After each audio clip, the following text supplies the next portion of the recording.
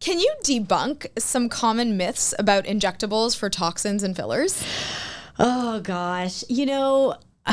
If you have any examples, but I see it all the time on social media, like it's poison. It's poison. Well, it'll freeze your face or, it stays in there forever. I mean, I don't know many of them. So I very openly admit I definitely do Botox or Dysport or different neurotoxins, depending on who's injecting me. There are so many myths and some of them really scare me. And so having someone like you really explain it from an educational perspective and helping us as an audience understand it is so huge. So when you're talking about the neuromodulators, so it's your neurotoxin neuromodulators, those are your Botox, your Dysport, Xeomin, Jeuveau, and then the newer one is Daxxify. Those are the ones that we have on the market here in the US.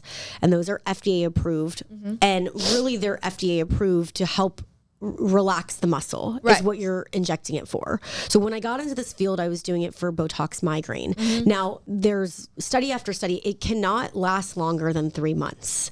3 months is the window of what these neuromodulators last. Right. And they're all pretty much the same. Okay. Some work better than others on some patients. Mm-hmm.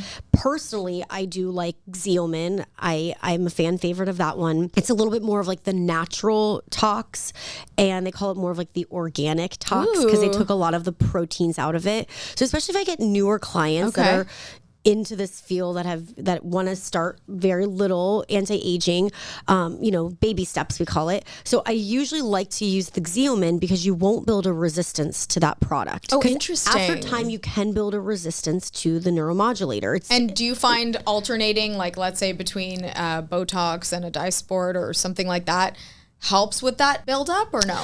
So kind of my protocol is if it's working, like if it's not broken, don't fix it, right?